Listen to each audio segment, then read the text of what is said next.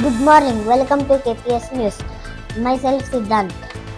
ಸಸಂತು ಕೇಂದ್ರ ಅಭ್ಯರ್ಥಿ ತಿದ್ದುಪಡಿ ಮಸಂತು 2025 ಅನ್ನು ಅಂಗೀಕರಿಸಿದ ಬಳಿಕ ಶೀತ ಋತುವಿನ ವಾಯು ಗುಣಮಟ್ಟದ ಅಭಿಯಾನವು ಭಾರತ ಲ್ಯಾಂಡ್ ಪ್ರಮುಖ ನಗರಗಳಲ್ಲಿ ಬೆಂಗಳೂರು ಒಳಗೊಂಡಂತೆ ಆರಂಭಗೊಂಡಿದೆ.